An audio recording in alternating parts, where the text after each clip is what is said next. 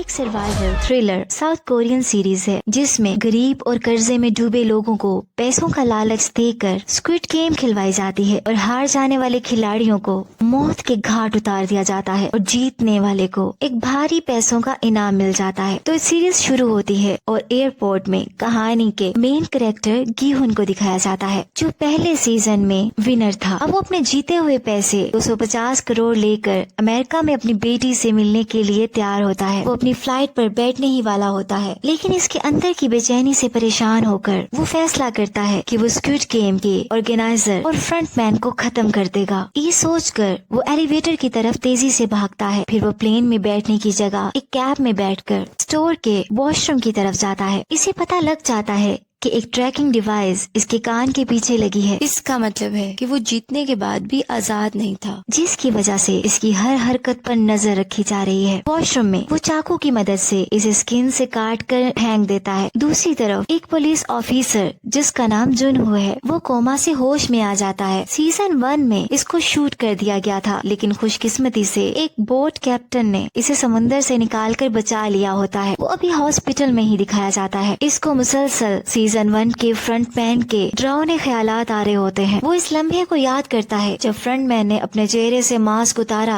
तो इसको पता चला कि वो इसका अपना बड़ा भाई है। अब दिखाया जाता है कि 2 साल का वक्त गुजर चुका है और अब जुनहो एक पुलिस ऑफिसर की पोस्ट पर ही दिखाया जाता है और अपने भाई को ढूंढने की तलाश जारी रखता है। वो इस बात का इरादा करता है कि उन सारे लोगों को जरूर बेनकाब करेगा जो इस गेम के टूर्नामेंट को चलाते हैं, क्योंकि जुनहो इस गेम को बेनकाब करना चाहता है जहाँ मजबूर गरीब लोगों की जान ली जाती है। वो बोट कैप्टन के साथ मिलकर उस आइलैंड को लोकेट करता रहता है जहां इन गेम्स को ऑर्गेनाइज किया जाता है, लेकिन अभी तक वो इस बारे में कुछ नहीं जान सका। फिर गीहुन को एक होटल में दिखाया जाता है जो इसने खरीद लिया है। उसने इस बिल्डिंग के चारों तरफ कैमरास लगवा दिए हैं। गीहुन एक गैंग के बॉस लोन शार्क से मिलता है और इसे पैसों से भरा हुआ सूटकेस देकर ऑर्डर करता है कि स्क्विड गेम के रिक्रूटर को जितनी जल्दी हो सके ढूंढ निकालो। वो ट्रेन स्टेशन में ये सारा काम करता है जहाँ मजबूर कर्जे में डूबे लोग आते हैं। वो इनको किसी भी सुराग के बगैर गायब कर देता है ताकि इनको उस खूनी गेम में ला सके और मैं तुम्हें इसका भारी इनाम दूंगा। लोन शार्क इस काम के लिए कुछ लोगों को रखकर एक टीम बना लेता है ताकि वो रिक्रूटर को ढूंढने में इसकी मदद करें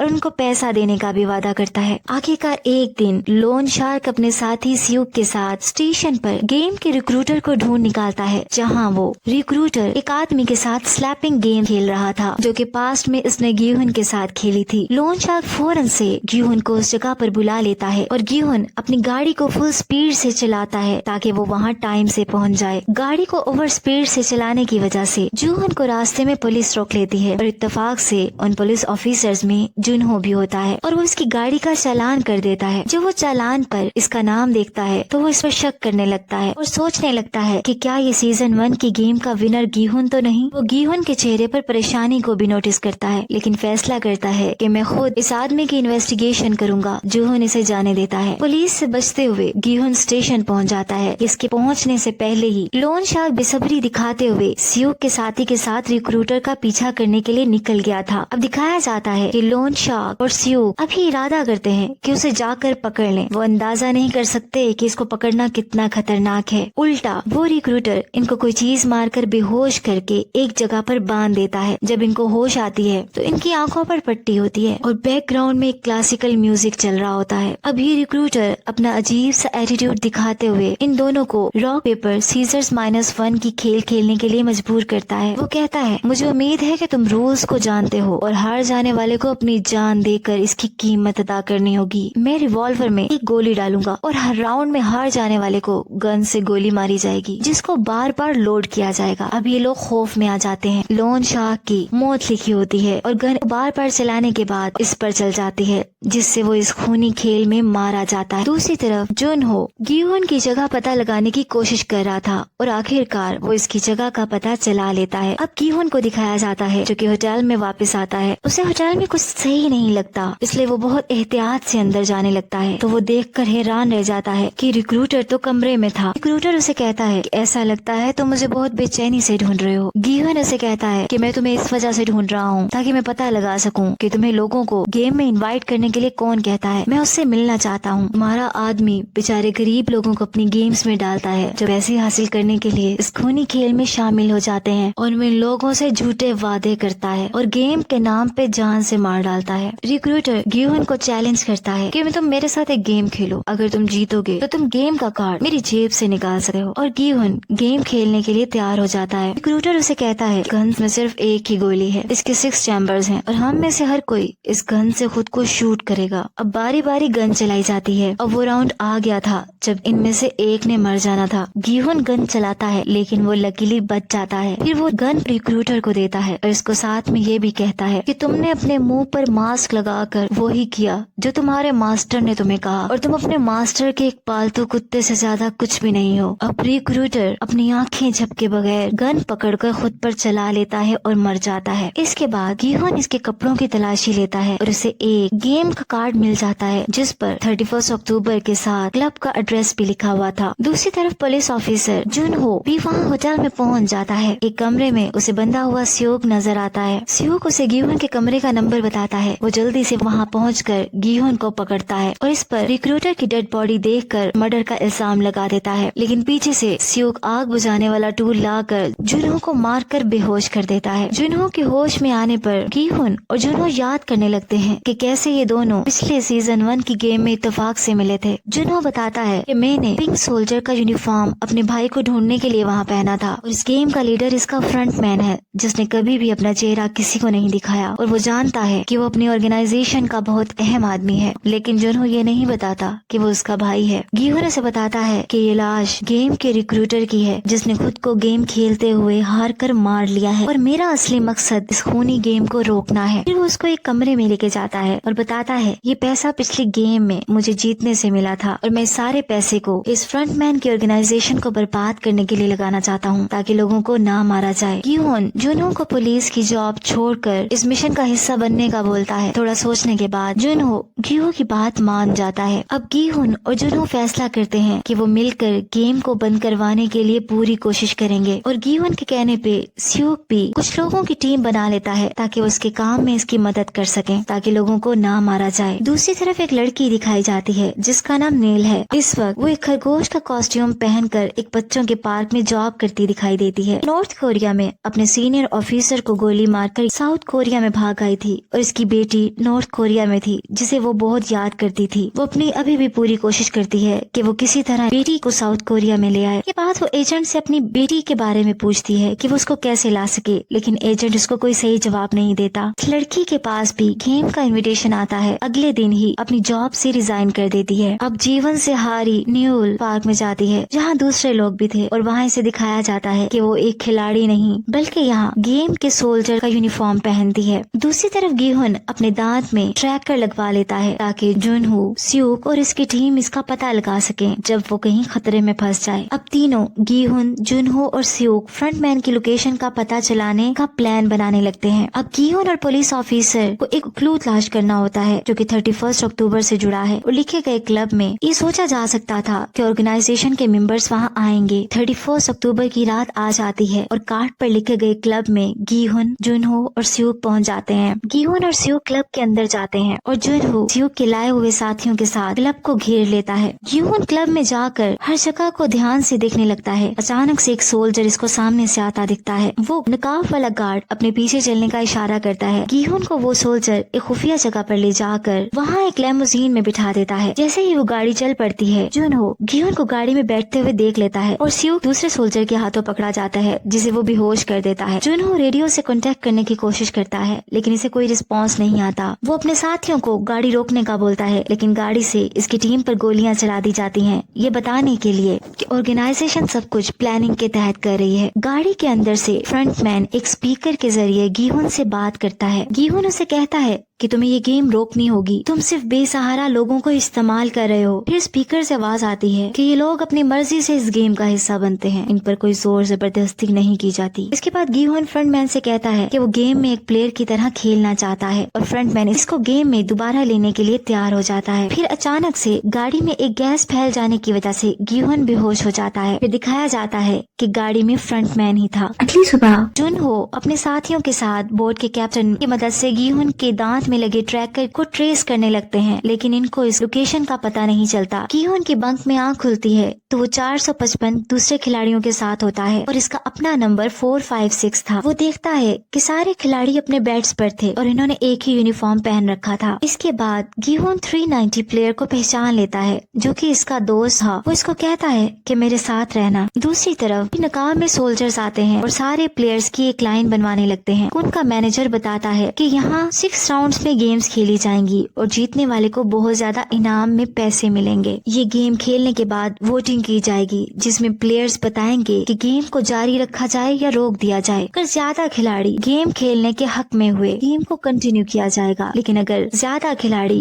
गेम को छोड़ने के हक में हुए तो जमा हुई इनाम के पैसे सारे प्लेयर्स में बराबर डिवाइड कर दिए जाएंगे। अब यहाँ कुछ खिलाड़ी ये दिखाने की कोशिश करते हैं कि इनके पास बहुत पैसा है। इनमें से एक पर्पल बालों वाला सिंगर होता है जिसका नाम थैनोस है। वो भी अपने बारे में बड़ी बड़ी बातें करने लगता है और सब ये बातें करते हैं कि हमें पैसों की जरूरत नहीं थी, हम तो बस इस गेम को खेलना चाहते हैं, इसीलिए यहाँ आए हैं। लेकिन वहाँ मैनेजर वो सब की पोल खोल देता है और इनकी असलियत एक वीडियो में दिखाने लगता है, ये बताकर कि तुम सबको पैसों की जरूरत है, इसीलिए तुम सब यहाँ हो और कर्जों में डूबे हुए हो। अगर तुम यहाँ गेम खेलकर जीत जाते हो तो तुम अपना कर्जा आसानी से उतार लोगे। अब वहाँ जो क्रिप्टो करेंसी स्कैमर होता है जिसका नंबर 333 है, इसकी आईटी खुल जाने पर लोगों को पता चल जाता है कि इसने इनका पैसा बर्बाद किया है। सिंगर इस पर बहुत भड़क उठा है और कहता है कि मेरी बर्बादी के पीछे तुम ही हो। फिर इन सब से एक कॉन्ट्रैक्ट पर सिग्नेचर करवाए जाते हैं ताकि वो गेम के रूल्स के मुताबिक इसमें पार्टिसिपेट करें। अब इनके साथ पहली गेम खेली जाने वाली है जिसका नाम ग्रीन लाइट रेड लाइट होता है और यहीं पर गीहोन को पता चलता है कि इसके दांत को ही निकाल दिया गया है जहाँ ट्रैकर लगा हुआ था। सारे खिलाड़ी एक खुले मैदान में लाए जाते हैं और यहाँ एक तरफ एक रोबोटिक डॉल को रखा जाता है। गीहोन ये देखकर बहुत परेशान हो जाता है क्योंकि ये खूनी गेम को पहचान लेता है जो पिछले सीजन 1 में भी खेली गई थी। वो सबके सामने आकर कहता है, मुझे गौर से सुनो, ये सिर्फ एक गेम नहीं है, अगर तुम इस गेम में हार जाओगे तो तुम मारे जाओगे। ये सुनकर सब लोग आपस में बातें करने लगते हैं। एक औरत पूछती है कि ये ग्रीन लाइट रेड लाइट खेलते हुए हम मरने जा रहे हैं क्या? गीहोन और बताता है कि इस डोल की आंखों में मोशन डिटेक्टर है, अगर तुम्हें डोल ने मूव करते हुए देख लिया तो सोल्जर्स तुम पर गोली चलाकर जान से मार डालेंगे। अब एक लड़की गीहोन की बातों का अपने दोस्त सिंगर के साथ मजाक उड़ाने लगती है। वो सिंगर लड़का कहता है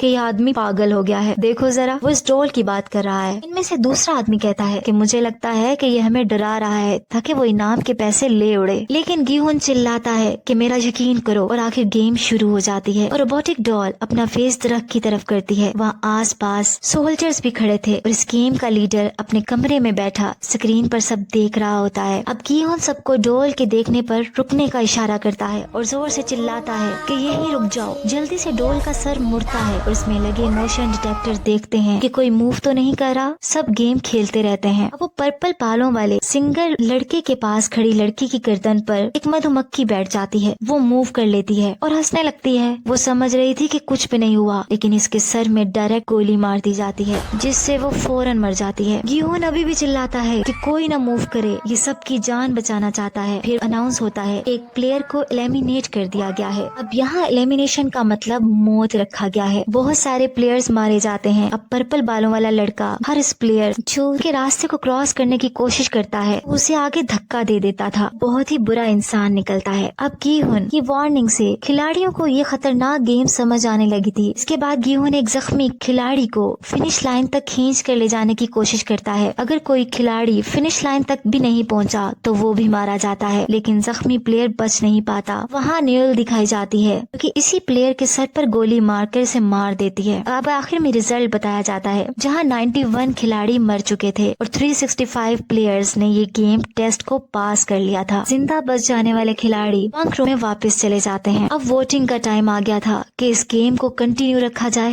या इसको छोड़ दिया जाए। गेम के बाद गीहोन सबको कहता है कि सब छोड़ने के हक में वोट वोट दें। फिर जब सारे प्लेयर्स इसे बहुत से सवाल करते हैं तो इसे मजबूर होकर बताना पड़ता है कि मैं इस गेम का विनर रह चुका हूँ और मैं जानता हूँ यहाँ बेचारे लोगों को मार दिया जाता है। और सब ये सुनकर बहुत हैरान रह जाते हैं। वोटिंग से पहले मास्क सोल्जर एक पिगी बैंक दिखाता है और बताता है अगर तुम लोग ये गेम छोड़ दोगे तो इस पिगी बैंक में जो पैसे हैं वो तुम सब में डिवाइड कर दिए जाएंगे, लेकिन अगर कोई अकेला जीतेगा तो आखिर में सारे पैसे जो कि 250 करोड़ हैं वो सिर्फ उसी खिलाड़ी को दी जाएगी। और वोटिंग शुरू होती है। कुछ खिलाड़ी तो बहुत ही ज्यादा खौफ में थे और इस गेम से निकलना चाहते थे, लेकिन कुछ ऐसे प्लेयर्स भी थे जिनमें और पैसे लेने का लालच आ गया था जिसे लेकर वो अपनी किस्मत बदलना चाहते थे, इसलिए वो गेम को खेलना चाहते हैं। ईहोन ये गेम रोकने का वोट देता है। अब दिखाया जाता है कि वोटिंग में टाई हो जाता है। 182 हाँ में वोट देते हैं और 182 ना में वोट देते हैं। उसके बाद एंट्री होती है एक नए खिलाड़ी की जिसका नंबर 001 है और सारे पार्टिसिपेंट्स मुड़कर इसकी तरफ देखने लगते हैं। ये 001 खिलाड़ी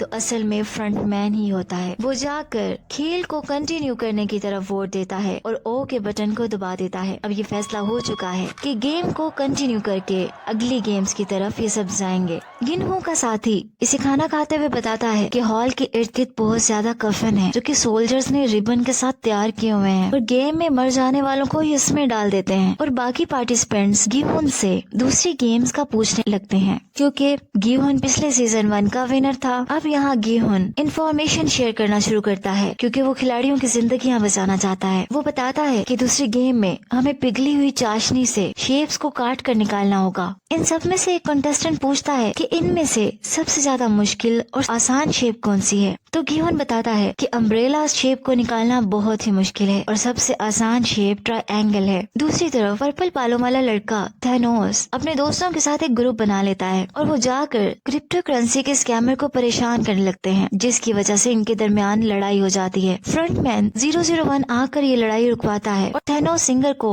मार पीट कर धमकी देता है। इसके बाद फ्रंटमैन गिहुन के पास जाता है। ऐसा लगता है कि वो गिहुन से दोस्ती बनाना चाहता है। फ्रंटमैन 001 गिहुन को बताता है कि मेरा गेम में हिस्सा लेने का मकसद सिर्फ एक है कि अपनी बीवी का इलाज करवाना जो एक्सपेक्टेंट है। मैंने इसके इलाज के लिए कंपनी से पैसे लिए थे, लेकिन कंपनी ने मुझ पर रिश्वत का इल्जाम लगाकर मुझे जॉब से निकाल दिया, जिसकी वजह से मुझे गेम में आना पड़ा ताकि मैं यहाँ से पैसे लेके जाकर अपनी बीवी और बच्चे को जिंदा बचा सकूं। फिर दिखाया जाता है और बहुत सारे पार्टिसिपेंट को उस रात तो नींद भी नहीं आती ये सोच कर कि अगली गेम में इनके साथ क्या होने वाला है। दूसरी तरफ ब्लैक मास्क सोल्जर अपने कुछ गार्ड के साथ मिलकर जो खिलाड़ी बिल्कुल नहीं मरे थे इनके ऑर्गन्स निकालने शुरू करते हैं। अब यहाँ से यह हकीकत पता चलती है कि ये धीरे धीरे मरने वाले खिलाड़ियों के ऑर्गन्स निकालकर ब्लैक मार्केट में बेचा करते थे। इसके बाद वहाँ उसी सोल्जर लड़की न्यूल को बुलाया जाता है। वो खिलाड़ियों के सर के दरमियान गोली मारकर इनको फौरन मार दिया करती थी। इसको ब्लैक सोल्जर ऑर्डर करता है कि आइंदा तुम किसी भी खिलाड़ी के सर पर गोली मारकर उसे फौरन नहीं मारोगी और खिलाड़ियों को धीरे धीरे मरने दोगी। यहाँ ये भी पता चलता है कि ये लोग मर जाने वाले खिलाड़ियों की बॉडीज जल्दी या बाद में जला दिया करते थे। दूसरी तरफ पुलिस ऑफिसर जुनहो ड्राइविंग करते हुए सियूक और कैप्टन को कांटेक्ट करके कहता है कि हमें 2 सर्च टीम्स तैयार करनी है जैसे ही मौसम बेहतर हो। इसके बाद वो एक जगह मिलते हैं और कैप्टन के साथ वो अगले ही दिन दोबारा गेम के आइलैंड को ढूंढने निकलने का प्लान बनाते हैं। जुनहो और सियूक बताता है कि हम और देर नहीं कर सकते क्योंकि हर गुजरता दिन सारे पार्टिसिपेंट्स और गिनहू को खतरे में डाल रहा है। आखिरकार वो फैसला करते हैं कि सुबह सुबह हम 2 ग्रुप्स में डिवाइड हो जाएंगे और ये दोनों ग्रुप अलग अलग एरिया को ट्रेस करेंगे। सारा सीन खिलाड़ियों पर शिफ्ट होता है और वो अगली गेम के लिए बिल्कुल तैयार होते हैं। इन्हें एक गेम कंपाउंड में लाया जाता है, लेकिन यहाँ देखने पर तो पता चलता है कि गेम टेस्ट तो बिल्कुल मुख्तलिफ है और ऐसा बिल्कुल नहीं है जैसा गिनहू ने बताया था। इस ऑर्गेनाइजेशन ने तो पूरा गेम ही बदल दिया था। फिर जब गेम खेलने का वक्त आ जाता है तो एक रोबोटिक आवाज अनाउंस करती है कि आप सबको टीम्स बनानी होंगी और हर टीम में 5 मेंबर्स होंगे। इसमें खिलाड़ियों की टांगे एक दूसरे की लेग्स के साथ बांधी जाएंगी और उन्हें 6 लेग स्टाइल में आगे बढ़ना होगा। वो 5 छोटे चैलेंजेस को पूरा करेंगे जो कि कोरियन बच्चों की गेम जैसी होंगी,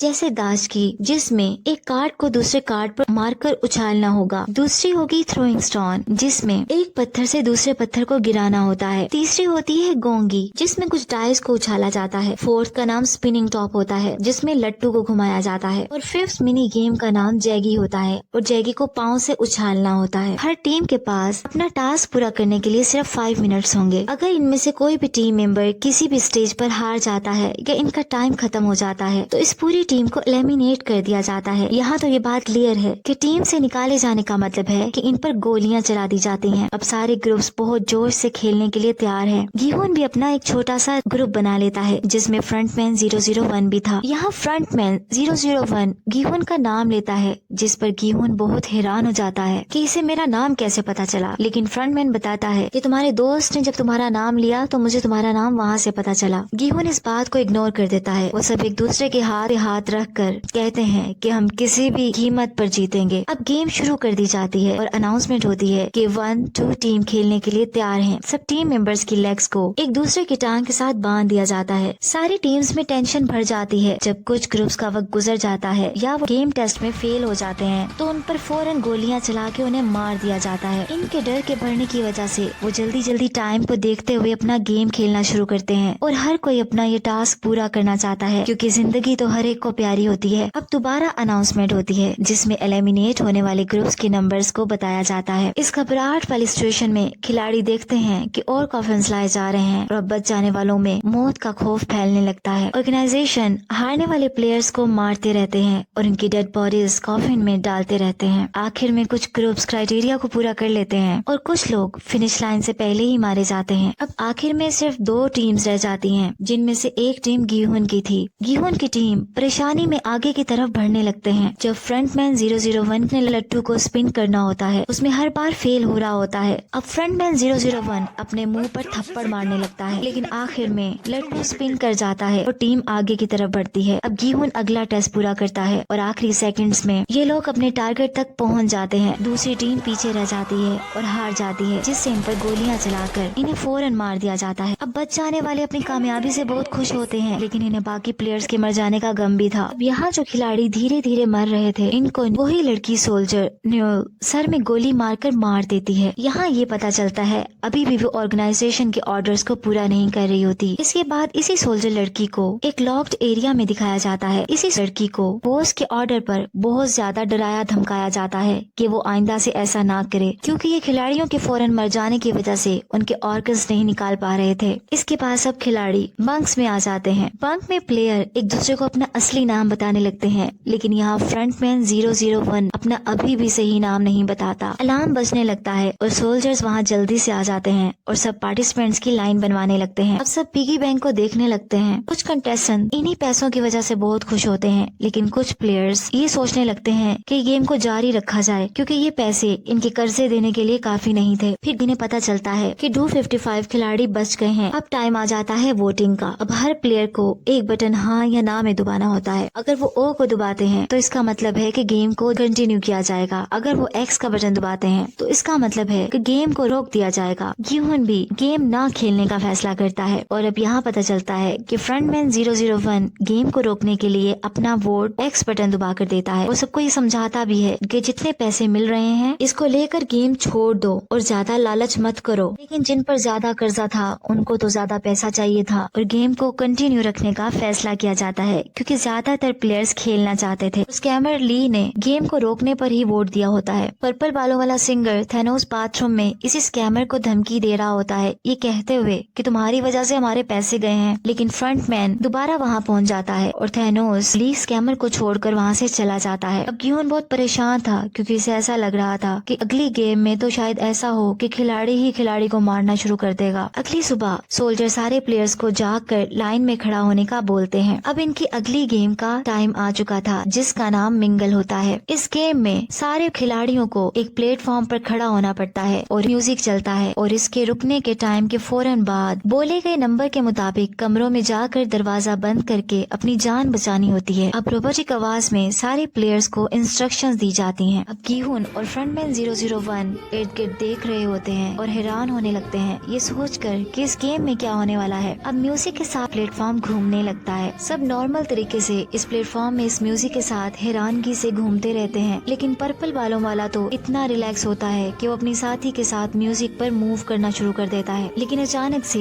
प्लेटफॉर्म रुक जाता है और लाइट डिम हो जाती है। सब अनाउंस किए गए नंबर के मुताबिक कमरों में भागने लगते हैं और एक दूसरे से लड़ने भी लगते हैं। अगर कोई एक्स्ट्रा आदमी किसी कमरे में चला जाता था था तो लोग से बाहर धक्के देकर निकाल देते थे। सबको वक्त पूरा होने से पहले खुद को छुपाना होता है। खिलाड़ी बहुत बौखला जाते हैं। दिखाया जाता है एक खिलाड़ी बाहर रह जाती है, वो बेबसी में बंद कमरे के सामने खड़े होकर रोने लगती है और इस पर बेरहम गार्ड्स गोलियां चलाकर मौत के मुंह में डाल देते हैं। इस तरह दूसरे खिलाड़ी भी मरते रहते हैं, उनको कॉफिन्स में डाला जाता रहता है। अब नंबर 2 बोला जाता है और अब हर कमरे में सिर्फ 2 खिलाड़ी जाएंगे। अब वो सब म्यूजिक वाला प्लेटफॉर्म छोड़कर भागने लगते हैं। यहाँ से तो आज की दुनिया की भागम दौड़ नजर आती है, जहाँ लोग इतने जालिम बन चुके हैं कि अपनी जान बचाने के लिए अगर इन्हें दूसरे को मौत के कुएं में डालना पड़े तो वो ऐसा ही करेंगे। और यहाँ भी कुछ ऐसा ही दिख रहा है, हर कोई अपनी जान बचाना चाह रहा है। और जब फ्रंटमैन 001 के रूम में 2 खिलाड़ियों की जगह 3 हो जाते हैं, एक तो वो खुद होता है और दूसरा इसका दोस्त, और तीसरा जो पहले से ही उस कमरे में था वो उसका गला दबाकर उसे मार डालता है। क्योंकि इस गेम का रूल ये भी था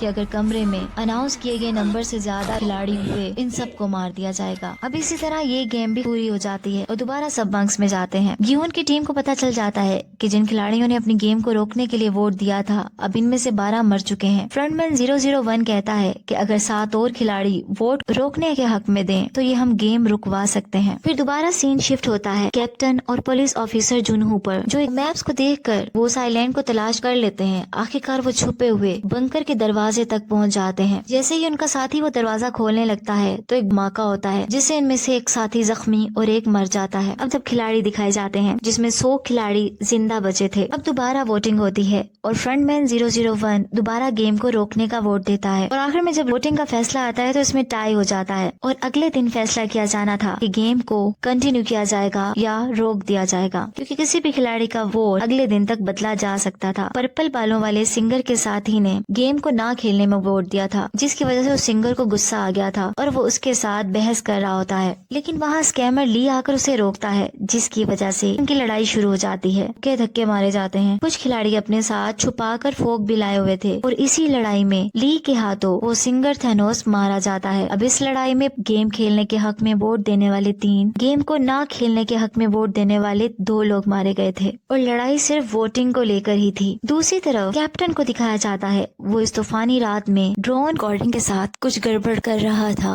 और ड्रोन का पायलट कैप्टन को पकड़ लेता है। यहाँ से पता चलता है कि ये कैप्टन डबल एजेंट होता है, क्योंकि कैप्टन इस पायलट को चाकू से मारकर बोट से समंदर में फेंक देता है। पूरा सीन खिलाड़ियों पर शिफ्ट होता है, लेकिन अब सब खिलाड़ियों को ये भी डर होता है कि रात होते ही खिलाड़ी एक दूसरे को जान से न मार डालें। अब रात में गिहोन का ग्रुप अपनी स्ट्रेटेजी को शेयर करता है। इन्हें इस बात का यकीन होता है कि इनकी मुखालिफ टीम इन पर नींद पर हमला करने की कोशिश करेगी ताकि वो वोटिंग करके गेम खेलें। कुछ कहते हैं कि हमें पहले इन पर हमला कर देना चाहिए, लेकिन गिहोन मना कर देता है। वो बताता है इस तरह एक दूसरे को मारने से ऑर्गेनाइजेशन चला रहे हैं सिर्फ उन्हीं को फायदा होगा। सबसे अच्छी बात ये होगी कि हम कंट्रोल रूम पर हमला कर दें। अगर खिलाड़ी आपस में लड़ाई शुरू कर देंगे तो गार्ड्स वहाँ आ जाएंगे, तो ये हम मौका देकर गार्ड्स की गन्स को छीन लेंगे और इसको चलाने वाले फ्रंटमैन को ढूंढकर पकड़ लेंगे ताकि इस गेम को हमेशा के लिए रोका जा सके। तो सब ये लोग बात मान जाते हैं। अब वो इंतजार करने लगते हैं उस वक्त का जब प्लेयर में कोई नई लड़ाई छिड़े ताकि ये सब मिलकर गन्स लेकर कंट्रोल रूम पर हमला कर सकें। लाइट चली जाती है और गिहोन की टीम इंस्ट्रक्शंस को फॉलो करने लगते हैं। वो खामोशी से खुद को बंक्स में छुपा लेते हैं और बाहर ऐसा ही होता है जैसे इन्होंने सोचा था। सामने वाले खिलाड़ी इनके ग्रुप पर हमला कर देते हैं। गिहोन के प्लान के मुताबिक ये सब इस लड़ाई से दूर रहते हैं, क्योंकि अगर ये कुछ लोगों की जान बचाने की कोशिश करते इस तरह इनका गेम को रोकने का प्लान खराब हो जाता। गिहोन इस बात पर भी यकीन रखता है कि सोल्जर ये लड़ाई रुकवाने लाजमी आएंगे, क्योंकि ये लोग कभी नहीं चाहेंगे कि खेलने वाले प्लेयर्स की नंबरिंग कम हो जाए। और गिहोन का सोचना बिल्कुल सही था। बहुत से सोल्जर जल्दी से इनकी लड़ाई रुकवाने पहुंच जाते हैं। गिहोन तो इनके आने का तो इंतजार ही कर रहा था। गिहोन और इसकी टीम इन पर हमला कर देते हैं। दूसरे प्लेयर्स भी बच जाते हैं। ये लोग गार्ड्स को गोलियां मारकर उन्हें मार डालते हैं और वहाँ लगे कैमरास को भी तोड़ देते हैं। लेकिन गिहोन एक गार्ड को जिंदा रहने देता है और इसे धमकी देता है कि मुझे कंट्रोल रूम तक लेकर जाओ वरना मैं तुम्हें गोली मार दूंगा। प्लेयर्स अपना बिल्कुल वक्त जाया नहीं करते।